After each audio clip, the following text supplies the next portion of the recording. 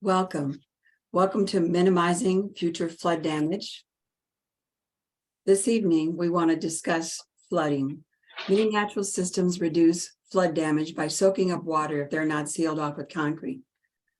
We will feature St. Louis University's Dr. Jason Knouft explaining how urban streams and rivers can thrive with a diverse ecosystem, which are critical for water absorption. We also include 30 minutes of comments by others on flood threats to low-income renters, solidarity, support for victims, and reducing stormwater problems via rain barrels, rain gardens, detention ponds, bioswales, greenways, and rainscaping, as well as the need to reduce impervious surfaces and expand gray infrastructure. Now, adult audience participation is welcomed. Put your comments in the chats. We'll be monitoring. Our time person tonight is Rita, and she will give us a 1-minute warning. Our main speaker is Dr. Jason Knouft. He is a professor of the Department of Biology at St. Louis University. He is a large river ecologist at the National Great Rivers Research and Education Center in East Alton, Illinois. I'm your moderator this evening, Susan Armstrong, resident of University City's First Ward, a civil engineer, and appointed by the governor to the Missouri Safe Drinking Water Commissioner. Dr. Jason. Okay, thank you very much. And I will say, first of all, thank you for having me this evening. I really appreciate the opportunity to talk. And of course, in perfect timing, I just got a little alert that says my internet is unstable. So let's all keep our fingers crossed and we'll move forward, and I'm sure we'll get through this one way or another. So I'm going to share my screen here so everybody can see my presentation. And there we go. Susan, can you give me a thumbs up if this looks okay? Great. Okay. So again, I'm pleased to be here to be able to, serve on the panel and participate in the discussion on flooding, and particularly in urban systems. I live in St. Louis City. I think we all probably have had quite a year experiencing floods, and the longer you've lived in the St. Louis region, you know how much flooding is part of the landscape here, but also seems to be increasing in frequency and intensity, which is, I would argue largely due to the ongoing effects of climate change and land use transformation to, urban landscapes. And so I've given the title of the talk is Urban Water Security in a Changing Climate. And I'm gonna give you a little bit of background about myself and where I'm coming from to try and put into perspective what I want to talk about today. So as Susan mentioned, I'm a faculty member in the Department of Biology at St. Louis University. I'm also a research scientist at the National Great Rivers Research and Education Center over in Alton, Illinois. And then additionally, for the past year, I've worked in DC, Washington, DC at the State Department as a water and climate security analyst. And so during this time, it's really changed my perspective on how humans and social systems interact with the environment, and how important water is, and how, the way in which water touches all of our lives really creates a complicated situation when we're trying to understand things like flood risks and how society can really persist in a, what is a dynamic water environment.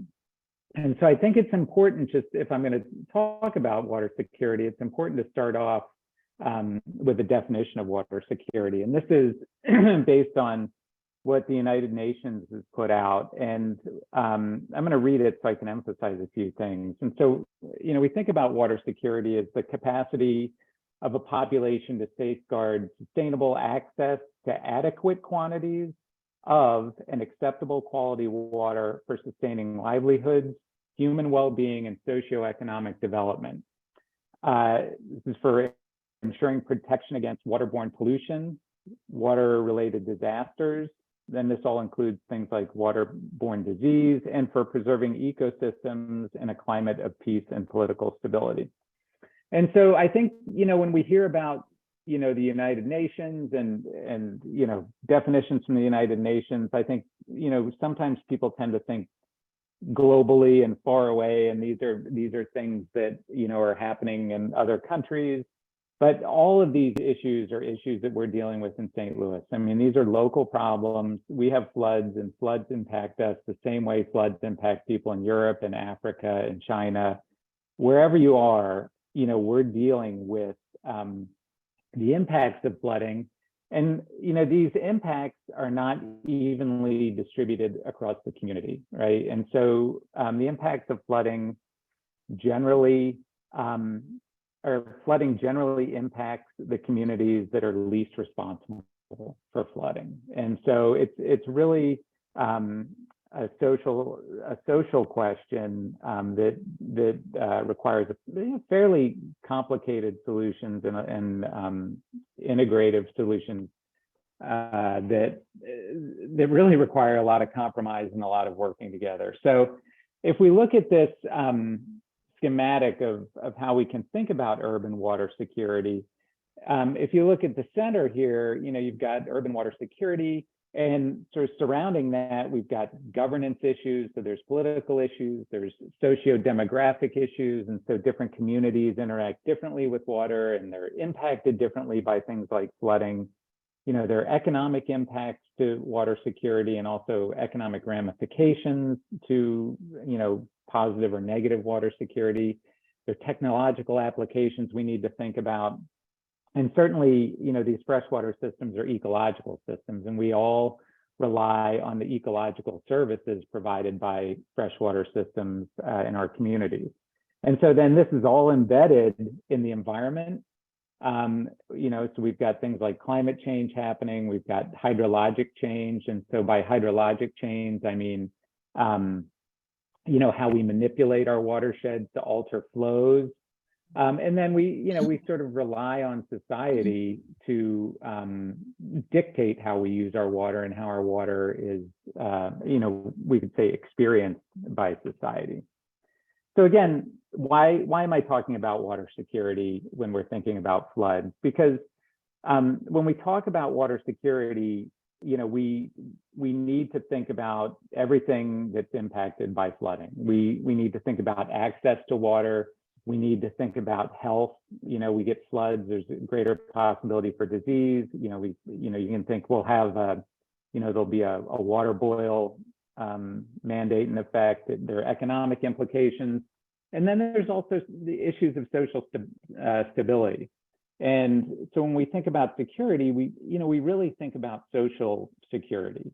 And by that, I mean, that we effectively, we can all get along and participate in democracy.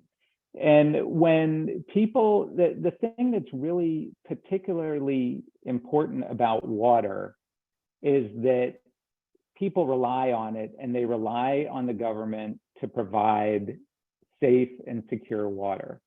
And when water services are disrupted, we start getting a loss of confidence in our social systems and our political systems, and that can lead to all sorts of lacks of engagement and compounding social issues. So, I mean, I'm a water person. I study water. I think it's important, but I don't think you can really overstate the importance of managing our water and responding to, the pressing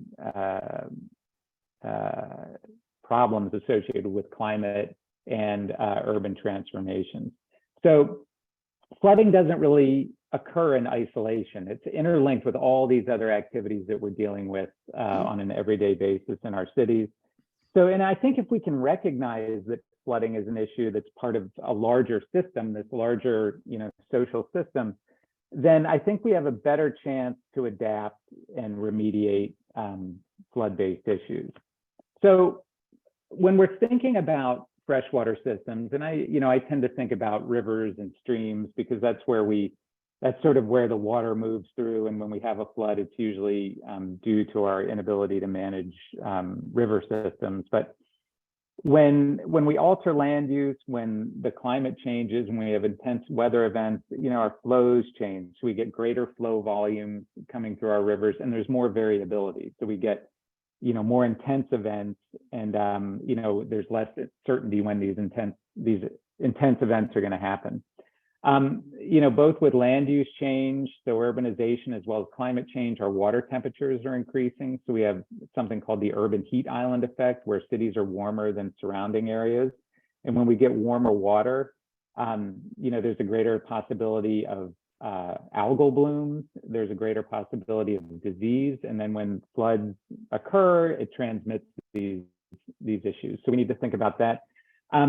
And then, as we get flooding, as we get water moving across the landscape, it moves sediment off the landscape into our rivers. But along with that sediment, we also get contaminants in our water. And so, these things then get distributed once again back across the landscape when we have floods, and this is a water quality issue. So I think what I want to do is just make sure we're all on the kind of the same page in understanding the local water cycle and local hydrologic processes. So let's say we've got our relatively natural landscape. We've got, a vegetated landscape. Precipitation falls. Some of that precipitation infiltrates down and percolates down into the soil, into the groundwater. We get overland flow. Some of that flow is intercepted by plants. We get evaporation. And then, some of the water ends up in our rivers and streams. And so there's this natural regulation of how precipitation falls and is transmitted to our rivers. And so I think back on, I went to Costa Rica with my family a couple years ago, and we're in the kind of the forest there, the tropical forest. And it is just pouring rain, just torrential rain for like 2 days in a row. And there was this little stream by where we were staying. And the entire time, it just stayed like at this nice gradual flow. And it's because the forest absorbed those millions of gallons of water probably that fell from the sky. And that's what our landscape is doing. But as our climate changes, we're getting increases in temperature and more variable precipitation patterns. And so we're getting more intense rainfall. So this summer, what did we get? 8 inches of rainfall in a couple of hours. And that rainfall then falls onto urban areas, which, we've changed the landscape. We've changed to these impervious surfaces that water runs off. But, urban areas have more than half the world's population. So when we have these impacts, they're significant in terms of social impact. And then as we look forward, urban land is expanding even faster than urban populations. And so we're creating more urban space at a rate faster than, people have done in previous years. And then by 2050, up to, it's anticipated that 70% of people are going to live in cities, right? And so we're going to have these hugely transformed landscapes that are experiencing a new climate with variable precipitation, and we need to understand how we deal with that, because what's hydroning is, we're changing the landscape. We've got more intense amounts of precipitation, and we get a change in our hydrologic response. And the result is flooding. So, or in addition to flooding, we can get very low flows. And so what's happening is that just water is falling, but we don't have that vegetation, so it's rushing off the landscape. And this is primarily what's creating our flood situations in urban areas. So when we urbanize the landscape, we get these pulses of water that move quickly, and then we get these sediment and contaminants transferred to our river systems and reductions in water quality. So how do we deal with this? And my thought in terms of my presentation today was I would sort of give an overview of how I think about urban systems in the St. Louis area and some of the ways we think about mitigating floods, right? Mitigating these rainfall events. And so we tend to focus a lot on the Merrimack River Basin, which I'm sure most of you are aware of. It's south of St. Louis, flows up toward the city. It supplies drinking water for 250,000 people in the region, economic and recreational importance. There's huge biological diversity. But the thing that's interesting is that only about 8% of the watershed is urbanized. And so it's frankly, the Merrimack is in pretty good shape. And in fact, one of the sub drainages within the Merrimack is the Big River, and there's only 6% of that watershed is urban. So you might ask, like, well, why is this guy studying urban areas in a very unurbanized watershed? And the reason for that is we can sort of virtually experiment with the watershed and create urban areas, virtually, and then trying to understand how water flows through those urban areas, but more importantly, how we can remediate those virtual urban areas to give us some sort of guidance as to what we can do to help our current situation. And so again, this is the Big River. It's a beautiful place, and the current watershed is about 6% urban. And so if you look at this map, this is just a land cover map of the Big River watershed. So I'm going to go back 2 slides. It's this right-hand part of the Merrimack watershed, or eastern part. And the purple areas are forest, and the green areas are urban. And I fully acknowledge that we messed up the colors on this, and it probably should be reversed in some way. But anyway, there's very little urban areas. So what we wanted to do is, and just as a reference, I've got St. Louis up here. We wanted to create a hydrologic model, which is just a model that tells us how water moves through the Big River and how much water moves through. So we can estimate river flows. But then when we have that information, so we can take this mathematical estimation of flows in every part of the watershed, then we can go in and ask ourselves, well, what if we expand these urban areas? Because I should say, our hydrologic model, one of the important variables, along with like rainfall and soil and temperature, is land cover. And so our model sort of measures how quickly water flows across the surface. And so again, our question is, what happens if we virtually build urban areas in the Big River? And the way we did this was, all sort of on computers and simulations. And so this is a map of the Big River land cover again. And so the green areas are urban areas. And right now, about 6% of the Big River is urban.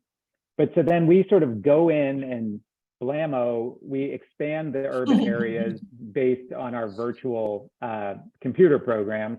And so we expand it to 17%. We can expand it to 24% urban. We can go 31%, 38%, and 44%. And so then, we have this water model, this hydrologic model. Then we can start inserting these new urban projections or virtual urban areas into our model and see how flows change, right? So it gives us this experimental framework to really understand how urban areas or expansion of urban areas influence flood risk or flows. And so what we learned is that when we fully expand those urban areas, the frequency of our high flow events, and you can interpret that as floods, increases 140%. So that means it over doubles, right? So the number of floods we can expect in an urban area is over twice what we would expect in a natural system, right? And then the frequency of low flow events also doubles. And so that means the intensity of our droughts are even more pronounced. I know we're talking about floods, but I think it's important to touch on both. And we also know that tons and tons of more sediment gets into the streams and rivers. And along with that sediment, presumably, are contaminants. And so when we urbanize, we increase flood risk, and we also mobilize contaminants into the stream. And we also get increases in water temperature because we lose the shading of trees, right? So we get this, what's called the urban heat island effect. And so what do we do? How do we buffer against these changes in climate in urban areas? Well, we can take nature-based solutions. And so what we can do is now we're virtually creating these urban areas. So the next thing we do is we virtually add forests on the edge of the stream, right? And so we plant virtual trees in these urban areas, and then we run the hydrologic model again. And, basically what we're asking is, what happens if we virtually add trees, if we reforest in urban areas, and particularly as climate changes? And so, you might have this type of situation in your city where you've got, lush vegetation, maybe 100 meters back from the edge of the river. And so what we found is that in some areas, we can reduce the amount of sediment and contaminants getting into rivers by 60% or more. And to be clear, like the majority of this sediment and contaminants are coming in during heavy rainfall events and flooding events, right? And so these trees, or what's referred to as riparian vegetation, is really helping us manage the watershed and the flow of water into the rivers. And so, there's also the added benefit of reducing water temperatures by about 3 degrees Celsius, which is important because warmer water grows algae, warmer water increases the growth of bacteria, and so you've got more E. coli and those types of things. So, this is in addition. I know we're going to hear some more about rain barrels and rain gardens and detention ponds, but what I really want to get at is to give you an example based on our work about how important the landscape is to managing flooding, because floods, even in St. Louis, it's a watershed scale issue. I mean, we can make actions in the city, but we really need to understand the whole region to get a better handle on our flooding. So it's controlling urban flooding, it's a local issue, rain barrels, rain gardens, detention ponds, but it's also a basin-wide effort. And so are there additional benefits to these watershed adaptation approaches? So, we're planting more trees, we're revegetating the landscape, we're creating more natural systems. So there are health benefits. And by that, I think about, reductions in temperature. That's reducing water temperature. It's reducing the amount of E. coli in the water. It's reducing algal growth, which can, make water distasteful or smell bad. There are ancillary benefits of reducing air pollution by having more vegetation. It increases biodiversity. It dampens noise. Again, it helps with cooling. And so, when we think about water security and we think about minimizing flood risks and creating more resilient watersheds, our goal is water security because it equals human security, right? When we have water security, we have human security. And we have that human security, then we get social stability, right? And so people are comfortable, people feel engaged, people feel like they have the resources they need to, lead the lives that they want to lead. And when we have social stability, then we have engagement. And so we have a more connected community. We have people who are more interested in, for example, voting. We have people who are more confident in their government. And I think that, these are all things that hopefully, we can get behind as important issues right now. And so, I take this perspective of water security because it's tied to so many things. And I truly think that if we can manage flooding, if we can manage our water resources in urban systems, we really can't underestimate the broader scale social and environmental impacts of these efforts if we think about them at this appropriate scale. And so, the things that I think are most important as we move forward are climate and land use, right? So we've got these increasing urban populations increasing in urban areas, but this is all happening, under this umbrella of a changing climate. And so, we've got this changing climate. It's altering our hydrologic cycle. It's altering the frequency of flooding. And so what we need to understand then is what are the solutions, what are the adaptations we can take to minimize the impacts of climate change, both direct and indirect, on our urban water security. And again, which then reaches out into economic, social, governance, ecological, and technological issues. And so, I think these kinds of fora are incredibly important because it is bringing together the community. It's bringing together people with diverse interests and concerns. And I think we need to recognize that, when we're thinking about managing our watersheds and trying to manage in the context of all these stressors that we're facing. So with that, I think I'll wrap up, and I may be a minute or two early, but look forward to hearing what others have to say and engaging in an interesting conversation later. Thank you. Thank you, Jason. Perfect presentation. I'm going to go to our next speaker. We have a question from Maud, but Maud, I'm going to wait for a couple more presenters and commenters to talk. Althea, would you like to tell us about your flood experience and what ward you are and where you're a resident?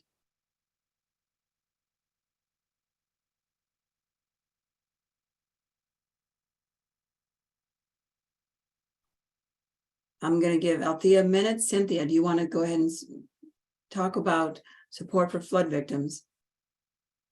Althea, are you there? Are you on mute? Okay. Althea's, you're on mute, Ms. Chappelle. Let's go to Cynthia Johnson. Are you ready to speak, Ms. Johnson? Okay. My name is Cynthia Johnson, and I live in University City. And I live in the 3rd Ward, and that's on Wayne Avenue.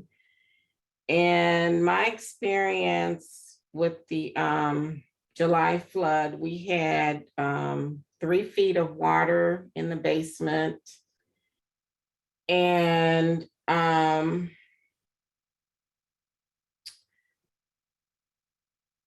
what I did, I didn't know what to do as far as getting the water out because the water was not going down at all.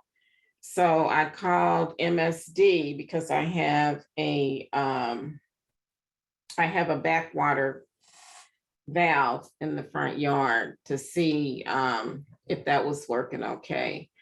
And they came out, I guess they came out like 2 days later to see if it was working properly. They said it was working properly, but I don't think it was.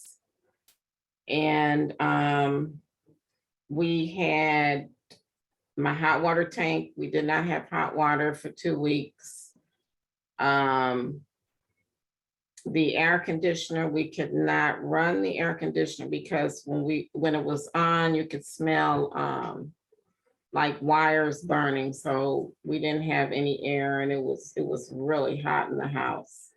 And then on top of that, you got stinky water in your basement. And so that wasn't a good environment. I did, as far as cleaning up, we had to buy a pump, a water pump. And we actually, we had to open the basement windows. We had to get down there and put the pump down in where the water was. And we pumped the water out. And then after we did that, I had called Hoffman to come out and snake the main sewer line out. So he did that, and he also checked the back flow thing that I have in the front, and he said that it was clogged and it was due to MSD, the sewer.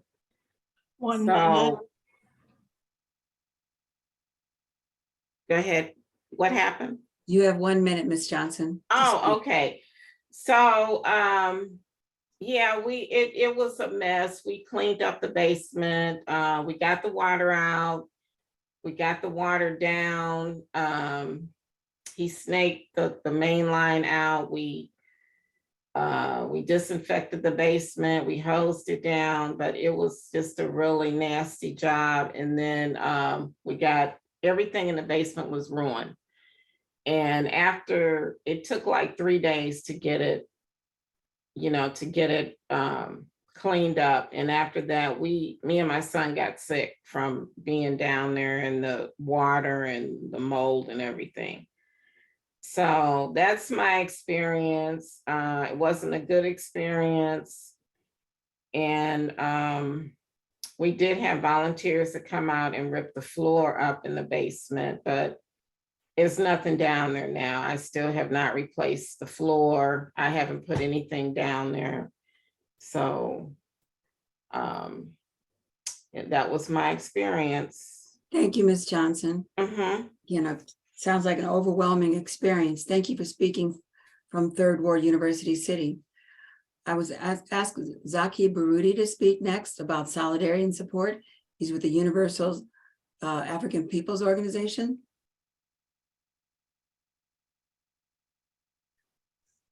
Yes, good evening, everyone.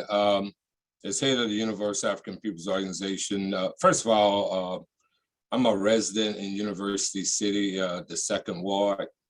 And as head of our organization, I extend my solidarity and to those who have been victims of the flooding here in St. Louis. I know it has been a very devastating situation. I've had flooding in my basement, but not to the extent that the recent floods carried for many of the residents in St. Louis. As well as I appreciate the presentation by Professor Jason, Dr. Jason, that is. And one of the critical things that he raised was water security. And part of water security being adequate water as well as quality water. And I raised that because as our organization most recently in support of others in another area of this country, specifically Jackson, Mississippi, where many of the residents had to have boil water mandates throughout the city for a number of months that was caused by flooding that damaged their water treatment plants. And I raised that issue because it's, as he pointed out, I'm speaking of Dr. Jason, part of the overall struggle for water security is political governance. And Jackson being a predominantly Black city for a number of years had not been receiving the funding adequate to repair the water infrastructure of their community.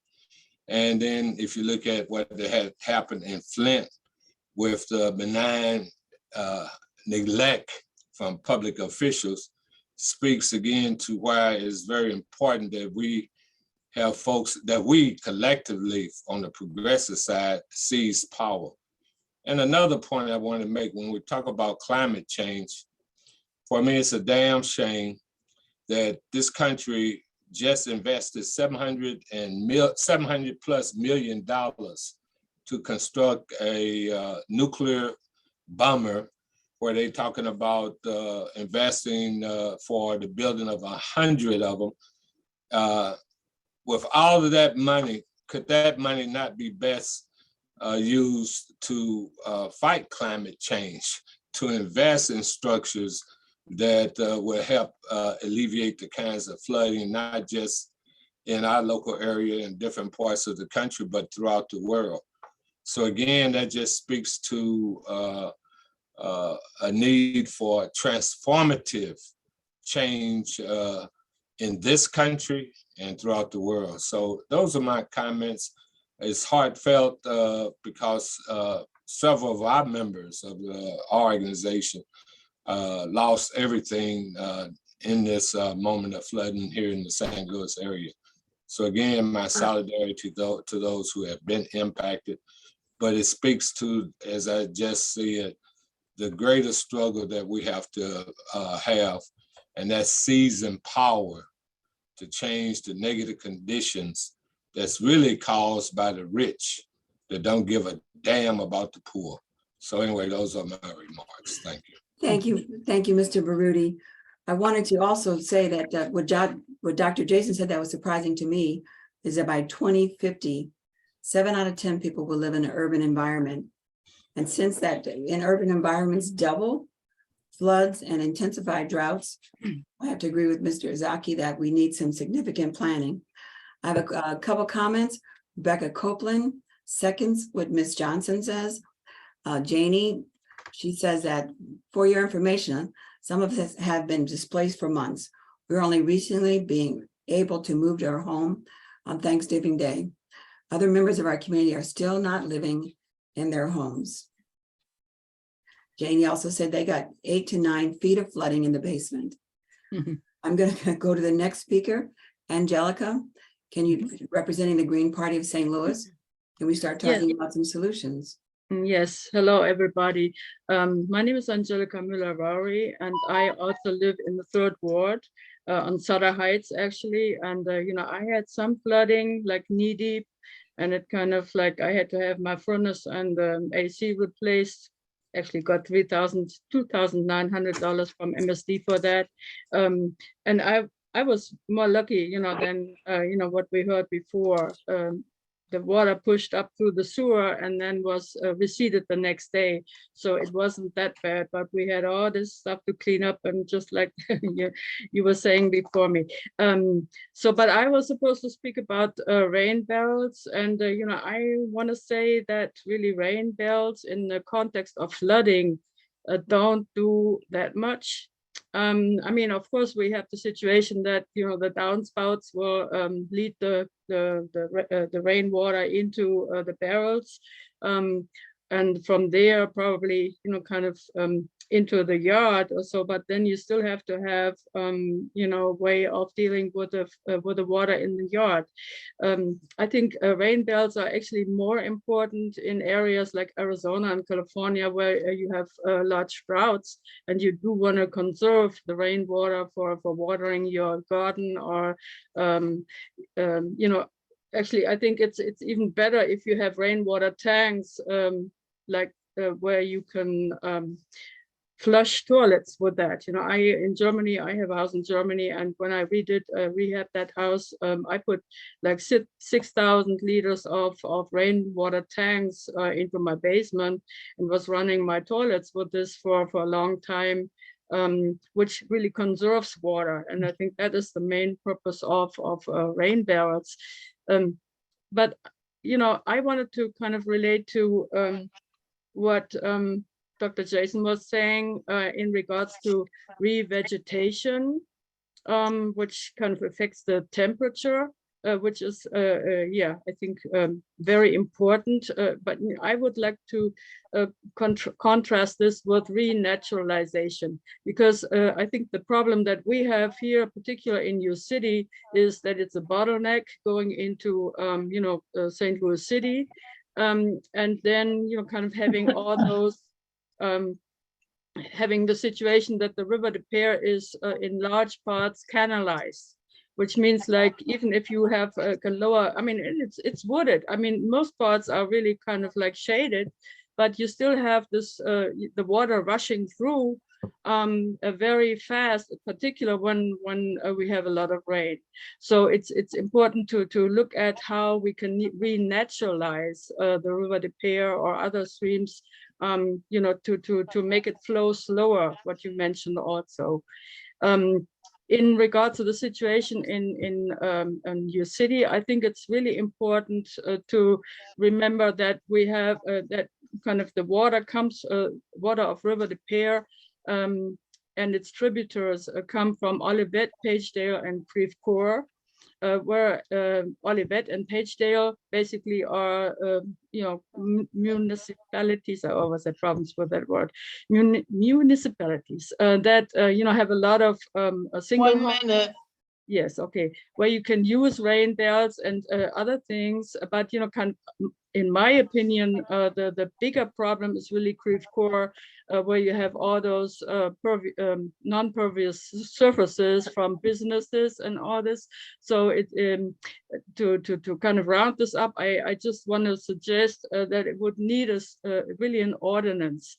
It would need cooperation with those other municipalities, and also ordinances that would focus on, in regards to commercial properties, to require pervious surfaces, to tax them accordingly, to the amount of impervious surfaces for private homes and lots. The same goes, but it would also need, I mean, it's really important to give incentives. And, kind of when you install like tanks, as I mentioned before, you would even see this in your water bill, that your water bill is lower. So that's the things that I wanted to mention and throw into that conversation. And I do really appreciate Zaki Baroudi's stance on that we need, really, fundamental change, really, because it's not happening otherwise. Thank you, Angie. I Huh? agree with you that it is a regional problem that cities have to work together. We have another speaker called Stephanie Todd. She's with the Sierra Club. I'm going to let Stephanie speak, then we'll start getting to some of the questions. Oh, there we go. Yes. So I'm Stephanie Todd. I live in Olivet, and I'm going to talk about something that everyone with a yard can do, and which is basically rainscaping or rain gardens and bioswales. And so just a little background. Rain gardens are essentially any area in your yard that accumulates water, and plant wet plants that like water, plant them in that area, because then they will temporarily hold the water. And you can dig it out a little more so it holds more water and channel it. But the whole purpose is to reduce the stormwater runoff. And then it also filters the water. So you're helping with water pollution too. And, this is just something that everybody can do. And it's simple and easy to do. A bioswale is just a channel that retains runoff from large surfaces like a driveway, a storm sewer, and you can direct it to your rain garden. Again, then in this area, plant moisture-loving plants to reduce the flow of runoff. And the benefits of this is water retention. Rain gardens are 30% more absorbent than a conventional lawn. Conventional lawns are horrible at retaining water. And again, if everybody just did a little, if everybody would convert maybe part of their backyard or a section to a rain garden, it all adds up. And the Washington State University estimated if they had 12,000 rain gardens, now I don't know what size they were, but those rain gardens could soak up 160 million gallons of water. So again, it's just, every little bit helps.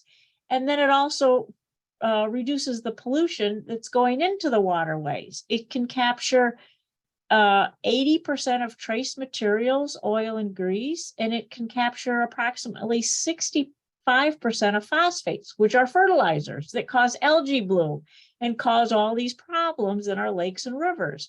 Then the good thing, erosion control. And I also advocate that when you put in these water-loving plants, put in native plants. Then you're helping wildlife, you're helping insects, you're helping everything. And a side benefit, hardly any maintenance. You don't have to mow, and you've got some nice flowers you can pick and make sure your yard look pretty. So there are some tips. You probably all know, and I mean, I know it's kind of just preaching to the choir here about, where the water flows in your yard to the people that have had flooding. But other people, like my yard, I have a big puddle in the backyard every time it rains. So I've put in some of these plants. And you want to make sure you're directing it off. You want your rain garden in somewhere reasonable. A rule of thumb is at least 10 feet away from buildings. And a lot of rain gardens, if water is still running through them, you can make them a little deeper, or you can put some gravel, and there are things you can do, but make sure that if you have the overflow, don't run it into your neighbors' houses or driveways. And then just here's some references. The Shawn Nature Reserve has a great book on landscaping for Missouri. And here's the rain gardens. And then here's a really good information on rainscaping. So something everyone can do. Thanks, Stephanie, very much. We're going to jump to the audience participation. Ellen Byrne has a question.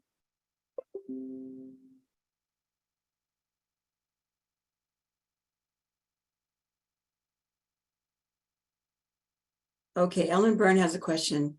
She says, I'm having a hard time understanding MSD and the Army Corps' role in addressing our flooding issues. Instead of planning for millions of dollars of underground tanks on the River des Peres, would we not be better off buying out more flood victims and allowing the river to meander and use the floodplain? How can we help this happen? I'm going to send that to Dr. Jason. Yeah, thanks. So, yeah, it's an interesting question, and I will say that you know, I've been in meetings with people from MSD, you know, who are trying hard and doing their best to manage our water systems in the St. Louis area, and you know, I always feel like state, federal employees kind of get a bad rap, but I know that those folks are sincerely trying to make our cities better and committed to that, largely speaking.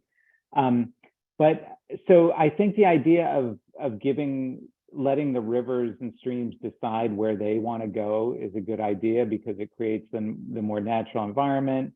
And you know, somebody was talking about you know, getting that meander back into the rivers and streams, which would slow them down. So, but the idea of, you know, what I think would kind of translate into eminent domain is, I mean, that's a hard thing to sell, and I think that's the challenge there.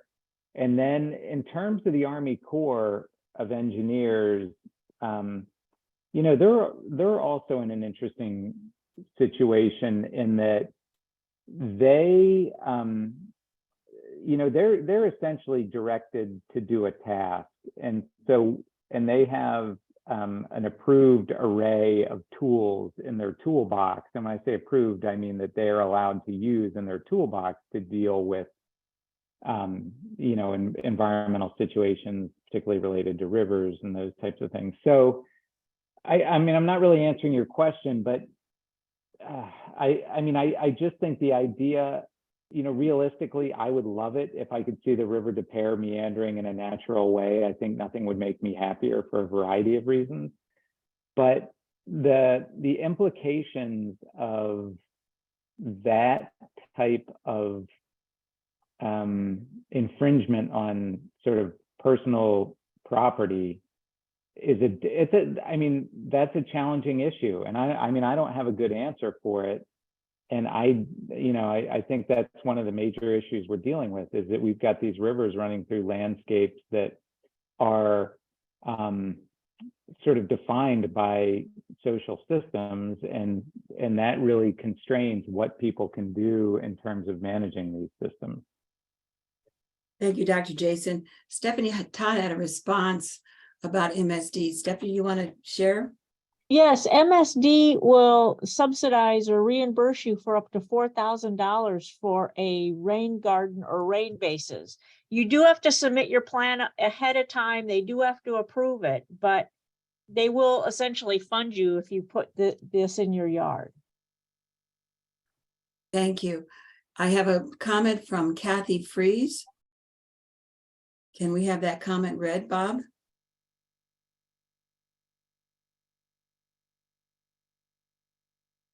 Kathy Fries comment, a rain garden is part of the bird garden behind the commons on Olive.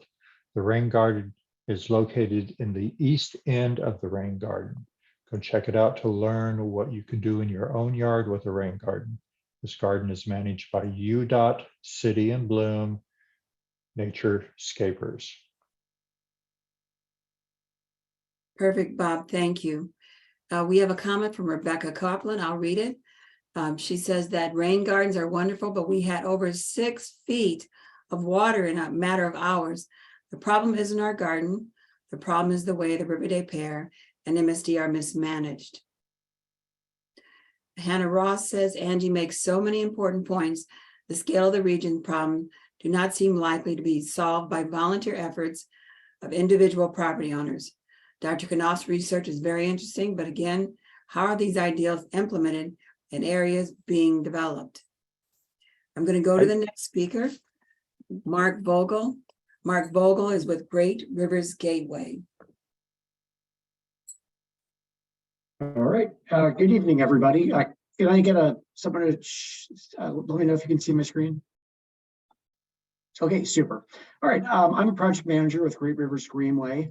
We have this developing network of greenways throughout the St. Louis region, St. Louis City, St. Louis County, St. Charles County. And our legislative mission is to create this network of greenways, trails that connect parks and open spaces together. We look for conservation and stormwater opportunities where it may exist. And I want to share one of the projects that we recently started working on with the city of Brentwood. This is the Deer Creek watershed. It's a tributary of the River Des Peres. You can see Forest Park on the right-hand side here.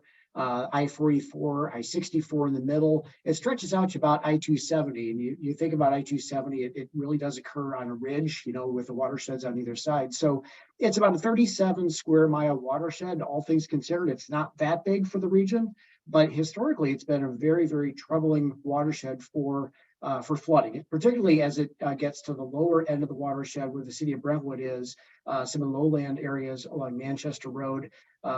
Here is zooming in on the project area of Brentwood Bound. This is Manchester Road on the north side, Hanley on the right-hand side, and Brentwood Boulevard on the left-hand side. This yellow area is the project boundary for what will be a new park for the city of Brentwood. I'm going to toggle back and forth. You can see that there's a lot of development that has actually been removed as part of this $90 million stormwater project. Part of Great Rivers Greenway's interest in this project is to develop a section of Deer Creek Greenway north to the city of Brentwood and then east over to the close to the Metrolink station at Manchester.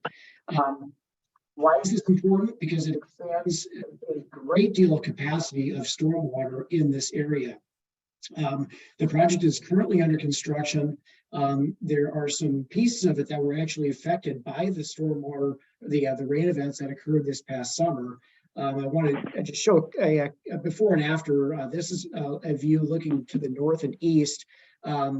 Again, some of the development that is being taken out and being replaced by a much larger floodplain, floodway, remove some of those obstacles that tend to back up stormwater and tend to make the stormwater run off a lot faster. Another view from the north looking to the southeast. This is Manchester Road in the foreground. And again, removing a lot of the warehouses that were built in the floodway that are chronically causes of additional flooding. We've all seen some of these issues. This has been a notoriously bad location for stormwater flooding. The most recent events occurring this past summer. And I want to just spend a little bit of time on this graph. There's a lot of information here, and I'm not the expert. We've got great civil engineers and hydrology engineers who have helped us understand this, but this yellow line illustrates the pre-development project, and the bars on the left-hand side show the rain gauge at the Rock Hill Station. And each one of these storm events going back to 2005 was an event that caused flooding on Manchester Road, okay? The 4 events on the right-hand side were those events from July and August of this summer. Each one of those storm events was greater than the events on the left-hand side that caused 1 minute. But only one event, this one occurrence in July, actually caused any flooding on Manchester Road. And so what we're seeing is that this is actually performing as it was designed. One of the reasons why we did have that flooding on that one event is because this one bridge at Breckenridge Industrial was not yet replaced. You see the new bridge, it's a much taller span, a wider span, and the old bridge that was still in place acted as a dam that backed up the stormwater. So again, this is a project that we're doing in collaboration with MSD, the city of Brentwood, other partners, MoDOT and others. It's primarily a stormwater project, but it has a public benefit with the trail that's being included and developed by Great Rivers Greenway. Thank you, Mark, very much. We're going to get double back to you with the questions like, how did you guys gain the political will to make this happen? I'm going to jump to Bonnie Harper, Open Space Council. Bonnie, can you talk with us about open spaces, parks, and urban farms? Sure. So I'm the executive director for the Open Space Council. We are a nonprofit in St. Louis, and we have a number of volunteer habitat restoration programs, but we also are a land trust, which means that we help to purchase land to keep it as open space, to protect those open space values and keep land from development. And so for many reasons, many reasons for conservation values, which includes for flood mitigation and flood prevention, is definitely high in those list of values for why we would purchase land and protect it as open space. So we do that by buying land and then either donating it to a city or county or the state or the Missouri Department of Conservation to become a new city or county park or state park or conservation area.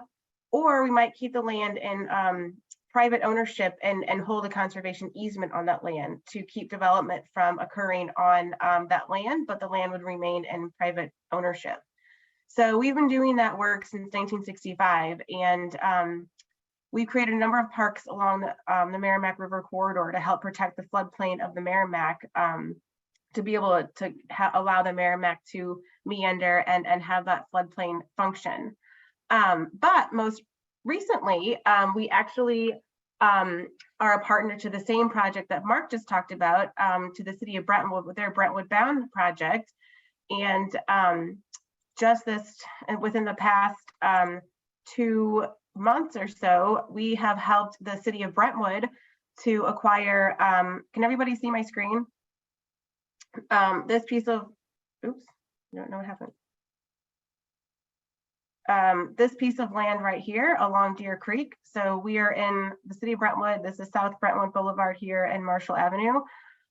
This is the piece of land that was owned by Bi-State Development as part of their Metro Garage here. And so we helped the city of Brentwood purchase this piece of land here as part of the floodplain of Deer Creek.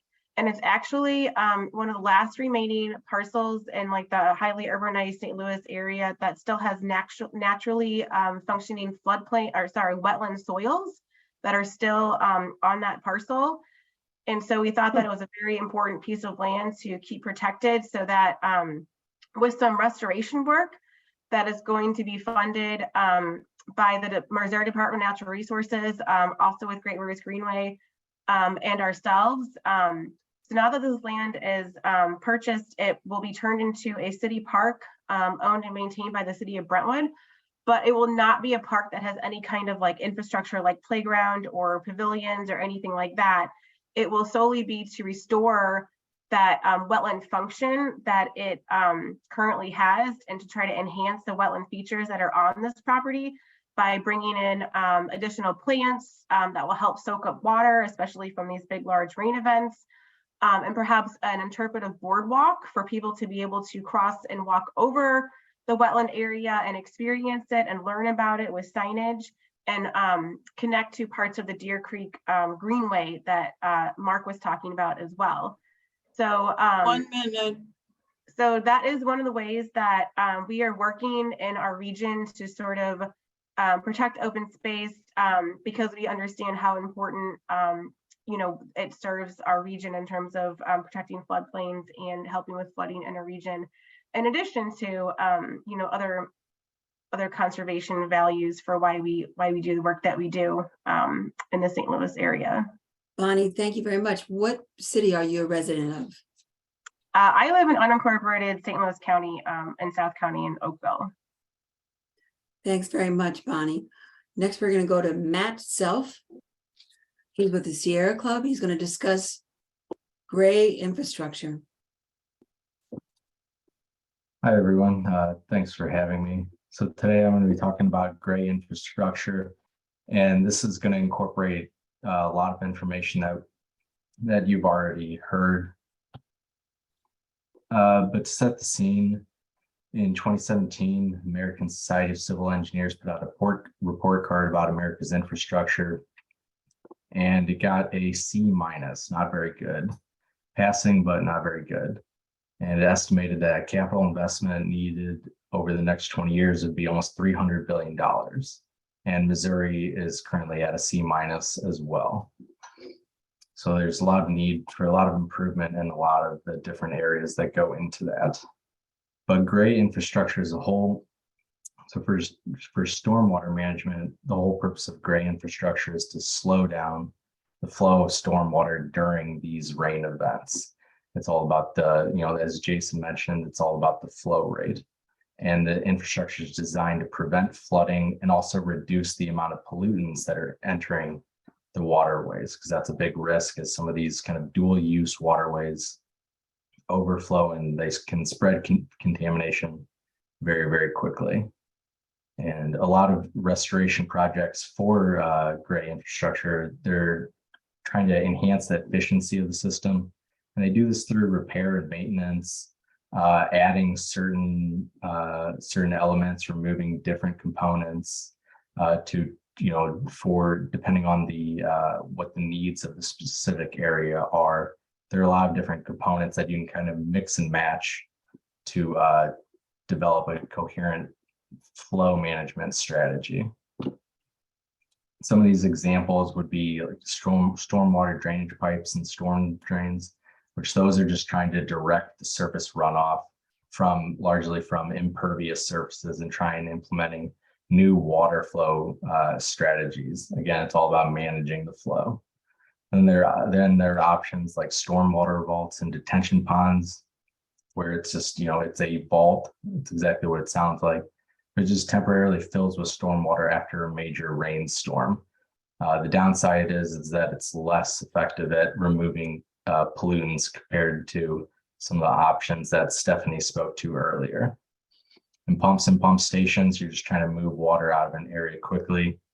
And then you can get into more kind of blended green-gray infrastructure options like stormwater retention basins, where it is a permanent pool of water with native wetland plant life and even possibly supporting wildlife as well.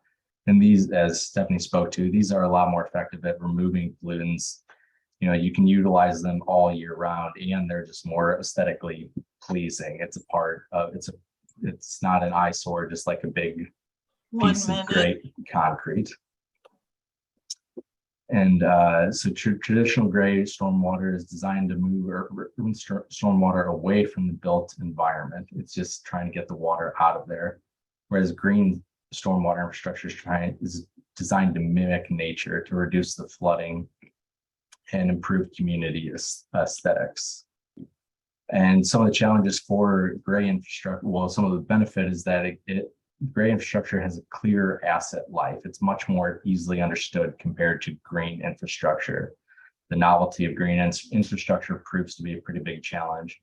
But as other people spoke to, the challenges of gray infrastructure is the amount of maintenance that is required and the increased urbanization. If our increased urbanization, we keep using these impervious surfaces, it's just going to exacerbate the problem and create more and more, where we just have to keep compounding gray infrastructure and kind of digging ourselves into that same hole. And a lot of a big challenge, like I said, it's just gray infrastructure is very well known. It's been around for a long time, and whereas green infrastructure is a novelty. So it's just going to be a long-term education approach to encourage that transition. But there will always be a place for gray infrastructure. It's, it is useful, but it definitely needs some supplementation from newer green infrastructure strategies. Thank you. Thank you, Matt Self. Can you think about an urban area that uses green infrastructure off the top of your head? Yeah, it would be, the greenways are a great example. Those are, they are really leveraging what should be a floodplain and removing, built modern infrastructure and treating it as a natural habitat with those natural waterways that are supporting natural life and native plants. Thank you, Matt. And those greenways sound like they're a collaboration between Department of Natural Resources and Department of Transportation. I'm going to go to Don Fitz next. Do we have a Don Fitz? Is there a Okay, party? yeah, I'm unmuted. My name is Don Fitz. I live in University City, Ward 2. And I'm going to say a little bit about impervious surfaces, which are the same things as impermeable surfaces. And basically it means that water can't get through. And if you, it will not totally solve the problems of floods, but with a lot of the other things we've heard tonight, it will help enormously if these are done together. If you want to look at massive impervious surfaces, drive around the St. Louis County area and see enormous parking lots, especially in University City. All you need to do is to drive down Olive Boulevard and you see these very large parking areas. And on our September 14th webinar that a lot of people were on, Bob Chris explained that he's studied floods extensively, and University City has 43% of the area of residential and commercial property impervious. And this is the highest of any municipality that he studied in all of the state of Missouri. University City laws basically allow for 65% impermeable surfaces, which is incredible. And if you look at other areas of around the country, you find regulations that don't allow anywhere near that much. And some of the ones that people have found are Rapid City, South Dakota, Snohomish County in Washington, specifically Seattle in Washington, and Evar, Michigan, but there's probably a lot more. And so the important thing is that a lot of what people have discussed tonight, you have to pay money for them. Strengthening the laws on impervious surfaces are both very effective as part of an overall plan, and they're zero cost. And by reducing impervious surfaces, we're talking about going forward, not tearing up, the driveway, which is already in your at your house. So, though if you want to, that's not a bad idea. And so we're talking about future buildings, not things that exist now. And I want to point out that in this webinar, we're hearing people from a lot of different municipalities and a lot of different organizations. And if we were all to push for our municipalities or wherever we live, to strengthen the laws on impervious surfaces, we would have we would have a tremendous amount of influence. And I want to mention that we have regular discussions of this. The next one is going to be exactly a month from now, January the 4th. And so when everybody should get an email inviting you to join those discussions, and we hope you do.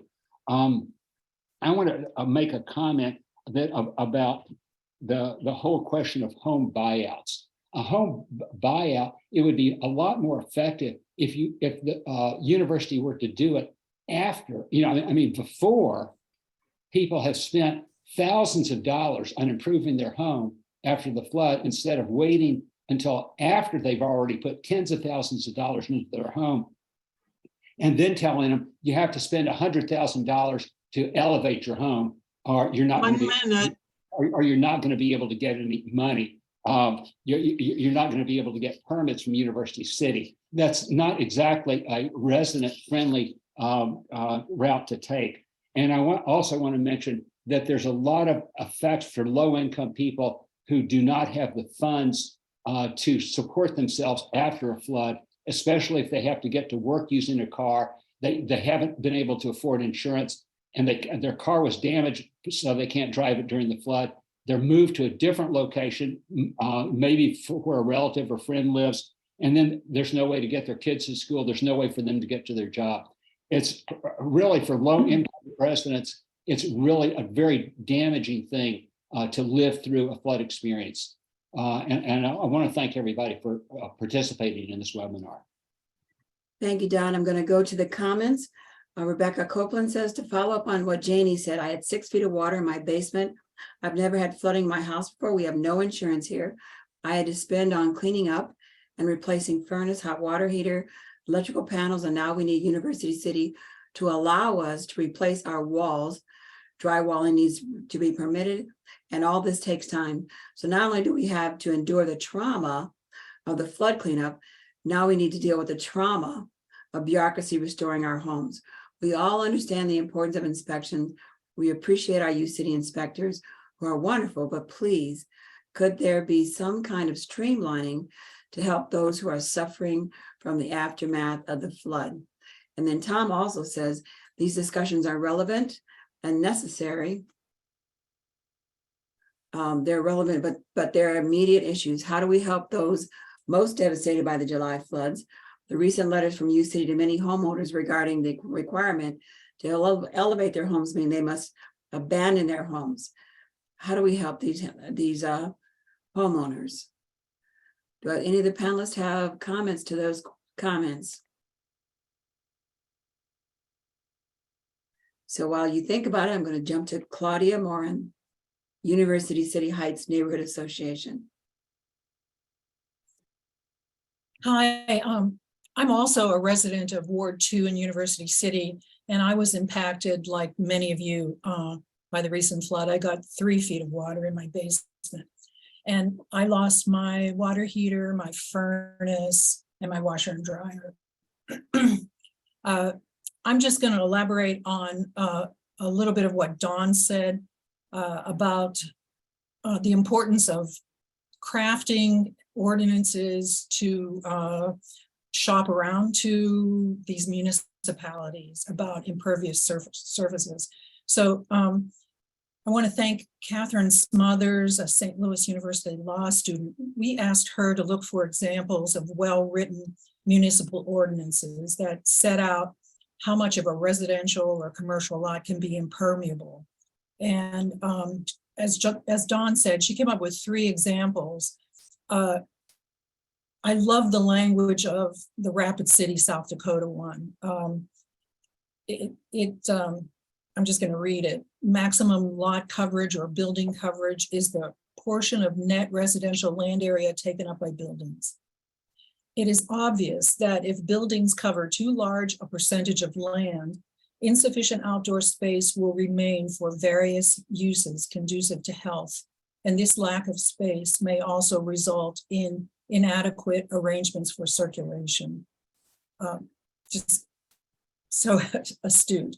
It goes on, the maximum lot area which may be covered by main buildings shall be, if the building is 45 feet or 5 stories in height, 30%. If it's greater or equal to 45 feet or 5 stories in height, it's 25%. Now keep in mind that U City and the city of St. Louis, their ordinances about impervious surface is 65%. So it's quite a difference.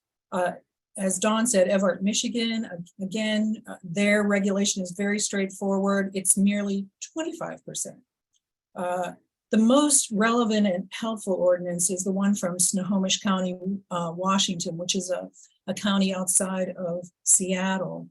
And the way they wrote this ordinance, it comes as a matrix, the residential development options matrix. It comes with pictures and descriptions of 19 types of residential buildings and their settings that include townhouses, mixed use, multifamily, duplexes, single family, cottages.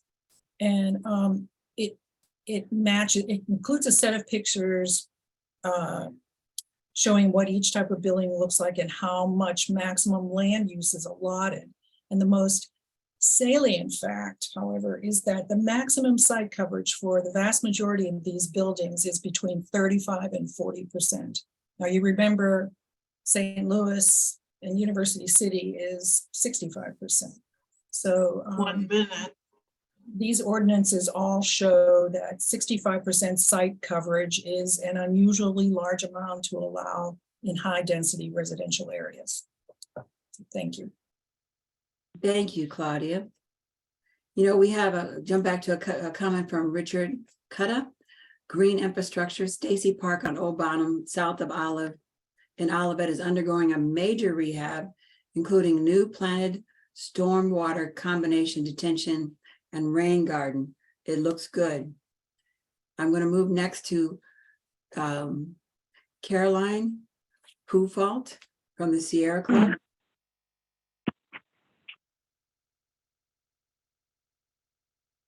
Yeah, just a second.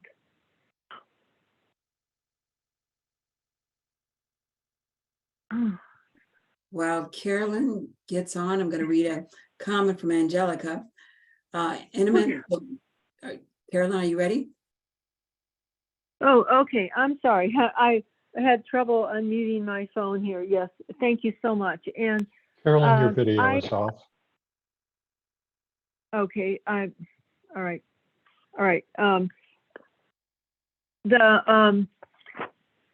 I think what I'm tasked with doing here is trying to summarize a little bit about what we have talked about, and maybe mention a few things that we haven't mentioned, or add to a few things. And I think some of this has already been said. We've talked about some big broad picture viewpoints and some smaller neighborhood issues. We've talked about major floods and maybe minor or floods or neighborhoods that might be plagued with, frequent high water when most of the area is not. And some of these solutions that we have, the rain gardens, the gray water issues, which is certainly beyond individual household access, but some of those will be very helpful for smaller localized events, and make daily living with water in an urban area much more pleasant. But where we have larger, bigger floods like we saw this summer, we just have to take a bigger perspective. And I have a couple of things. We talk frequently about buyouts and why there aren't more, why aren't they better timed, why can't they be proactive, etc. And what is the Army Corps' role in some of this? Of course, buyouts are usually through FEMA, Federal Emergency Management Agency, which provides insurance and things. The Army Corps does engineering and planning and construction or deconstruction or whatever you want to call it. But I think really, and this is partly my view, what we need are some very dedicated local politicians and citizens like we have on this panel to really carry forward the needs of some neighborhoods in U City or in St. Louis County. I'm a U City resident, by the way. I live on Delmar, on the south side of Delmar near Hanley. I'm fortunately not impacted by high water much at all. But obviously I know our community is.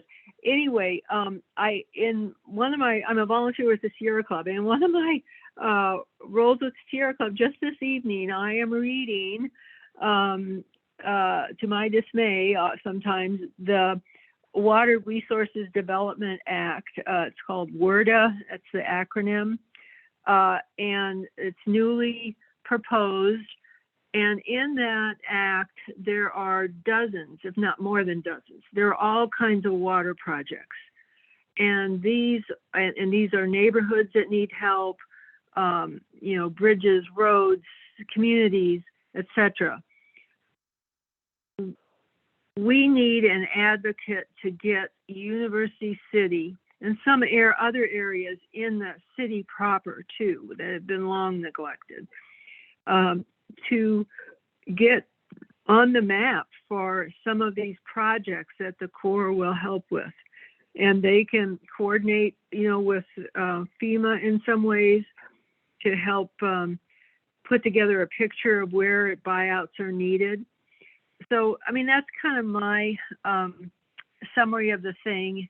You know, to address these big floods, we need to pull together political and community resources to fight for our part of the pie, if you will, in the flood risk reduction and repairs and buyouts for floods. We're not on the map as we should be.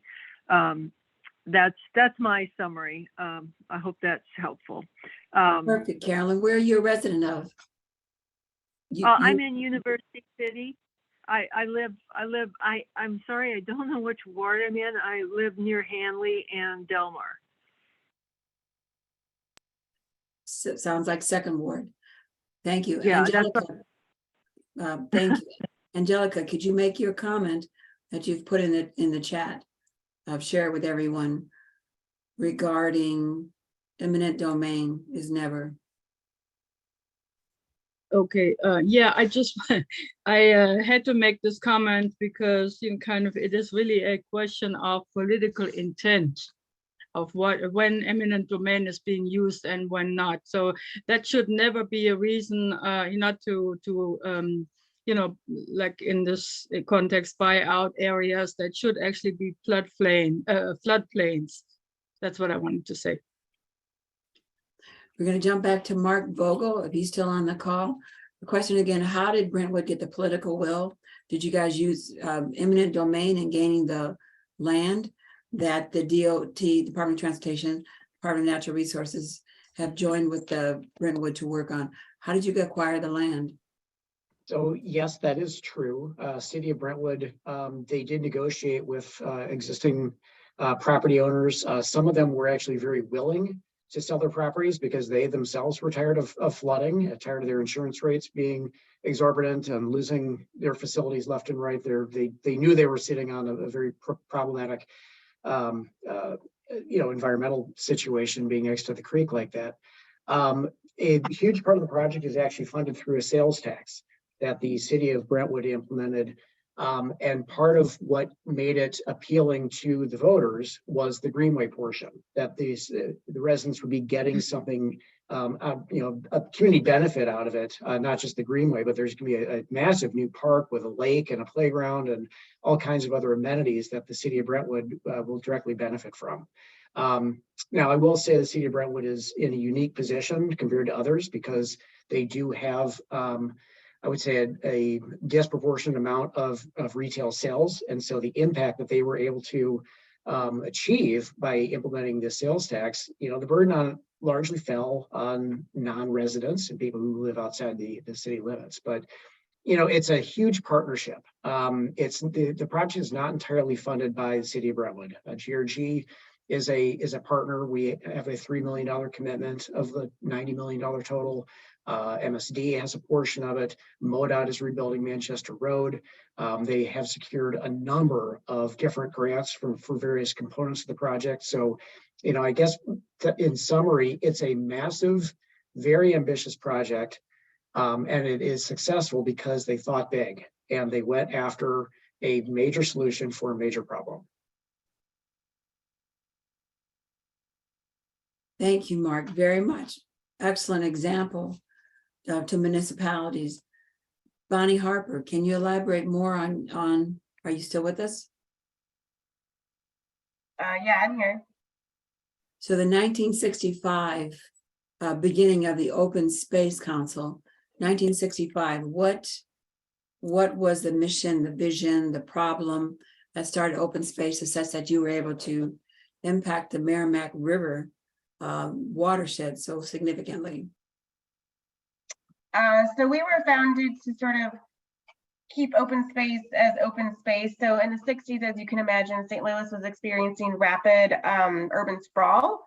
So we helped St. Louis County create its first park system.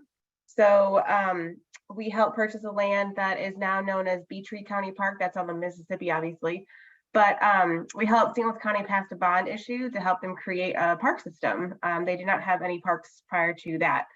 So that was a pretty big deal.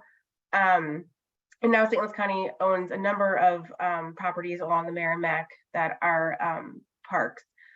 We also helped create Castlewood State Park. So that was a big win for protection along the Merrimack River as well. We also helped fight the proposed dam on the Merrimack River. So that was part of our mission too, was to stop the Merrimack River from being dammed, to keep it as a free-flowing river. So we also started Operation Clean Stream, which is a big cleanup of the Merrimack River that happens every August. That's been going since 1967. So we've had a long presence helping the Merrimack River watershed, and we still continue to do that today. We still continue to buy property in the Merrimack watershed to protect the watershed, but we're also expanding our efforts to other parts of the region. Like I mentioned, our efforts with Brentwood to help them with their Brentwood Brown plan, and just a different area than what Mark was talking about, to keep that land to help be able to absorb water with these high rainfall events. We helped purchase what is now known as Earth Dance Organic Farm up in Ferguson. So that's another piece of land that we tried to help keep as open space for. Obviously, urban farms help with food security issues, but then also, they also can help with stormwater mitigation as well, and all sorts of other things. So, yeah, I hope that help answers the question. It does significantly. Thank you so much, Bonnie. I'm going to go back to Dr. Jason. Dr. Jason, you gave us some incredible numbers that we simply cannot ignore. About 70% of the population in 2050 will be in urban areas, which are pretty much, they were designed to be garden cities. However, we've overdeveloped our cities. Something you had said in your modeling, that 40% of urban area produces 140% increase in flooding. I'm not sure if I got that 40% correct. It was essentially what we did was we expanded the urban area by about 40%, and that resulted in 140% increase in the frequency of high water events. And so what I would say, there was a disproportionately greater increase in the number of high water events associated with an expanding urban area. Thank you very much, Dr. Jason. I'm going to invite all the speakers and the panelists to come off of the mute and come off their cameras. We're about 1 minute to 9. I think we've gotten to all the questions. It appears as though we have a very well-led roadmap to some of the challenges that we're experiencing here in University City. So Stephanie and Matt, if you guys could come off mute and come back, open your cameras back up. And I'd like to ask for last comments from all the speakers. So Cynthia Johnson, would you like to have a last comment for this webinar? First off, thank you so much for sharing your story of your flooding experience. Would you have a last comment for our audience? I just would like, it just seemed like the people that were affected by the flood, it seems like they went through a lot, especially the centers where you went to get help and they waited for hours, stood in line for hours. Some people got help, some people didn't. And I just don't think that was done fairly. Some people got more than other people help, or help. And I myself, I had went to one of the centers and I got there at 7, the doors open at 10. I didn't get out of there till 5 o'clock. So it just seems like something should be put in place better than it was this summer for people. Thank you, Ms. Johnson. With increasing flooding, I agree. Claudia, would you like to share any last words? I'd have to agree with Cynthia. I can remember driving down Olive on, passing Heman Park, and the lines of people lining up to talk to FEMA was just like mind blowing.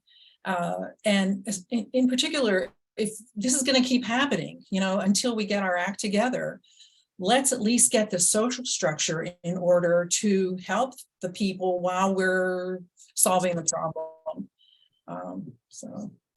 Zaki Baruti. I simply want to just reemphasize my solidarity with those who are impacted by the flooding, and again encourage people that if government is not doing what you feel that they should be doing, then you have to be that agent of change. And when I speak of that agent of change, I'm speaking that if you feel, again, if your public officials are not doing what they need to do, then you are to be that candidate that oust that person or get people of like mind to go after those people at wherever level of government that you see that's not doing you justice. Thank you. Thank you, Mr. Baruti. Stephanie Todd, your last words.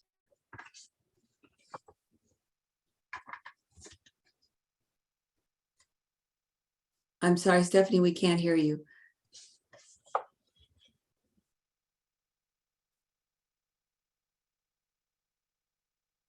I still not, can't hear you.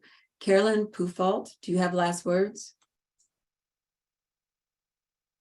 Not really, just thanks. I think there's energy in this group, and I appreciate it. And we deserve to get some better answers or better practices than we have experienced. Thank you, Carolyn. Angie.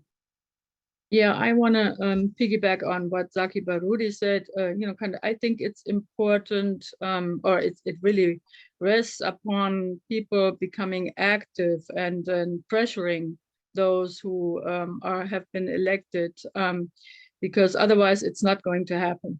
Even if, my experience from Germany is when people get into power, they tend to become just like everybody else, and so it does always need this pressure from below to basically make things happen. That's my last comment. Thank you, Angie. And speaking of pressure, Bonnie Harper, your last words, and then Mark Vogel about how you got things going for your areas.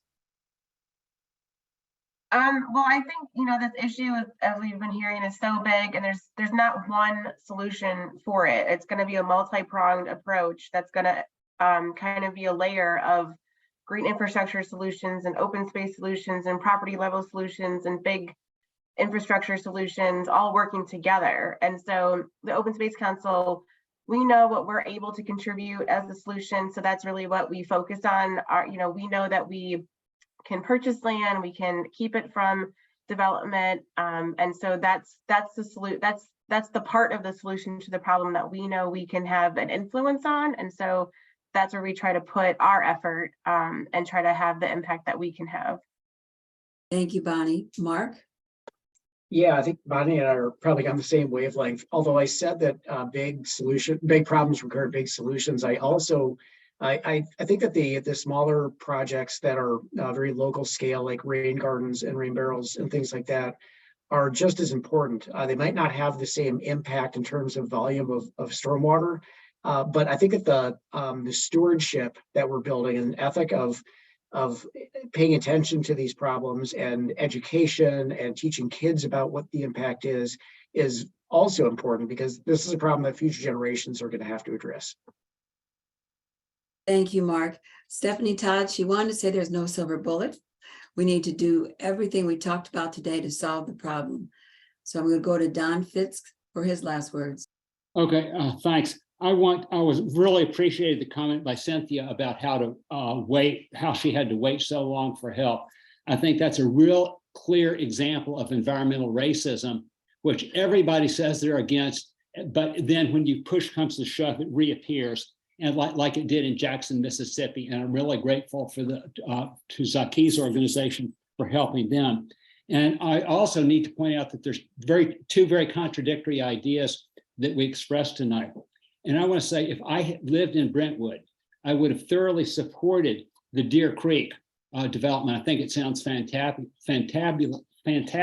but I would have voted against it because Mark pointed out it was financed by a sales tax. And I think we need to remember that every sales tax is an example of environmental racism, because sales taxes by their very nature hurt the people who are most affected by floods, which is the lowest income people. And so everything that, I've always voted against every sales tax I've ever encountered for the last half a century. And I think that we need to be cognizant, if we're going to help people, we cannot help them by overtaxing them instead of taxing the rich who can easily afford a much higher level of taxation. Thank you, Don, and thank you for mentioning environmental racism. Let's think about environmental racism reclamation. We got into the trouble, we can get out of it, absolutely. Dr. Jason, last words from you, and if not, you guys did an amazing job. We still have 45 participants. I think we've gotten to all the questions in the chat. Last words from Jason. Again, amazing research. Thank you. Yeah, I think, folks have touched on the things that I think are very important, and that, there's not a single solution. It's going to take an array of different solutions, from rain gardens on up to, broad scale watershed management actions. The one thing that I think is incredibly important is education and outreach. And so educating, kids today about the world they're living in and how to improve it is important, and doing that in every school, not the schools that, can afford to get, these types of experiences, find ways to get it to all schools. And then finally, I want to, really importantly echo what Zaki said, and that is to vote. Every time that I talk, the one question I always get is, what can I do? And the first thing I say is vote. And voting is the most important thing I think we can all do to affect change or support the issues that we think are important.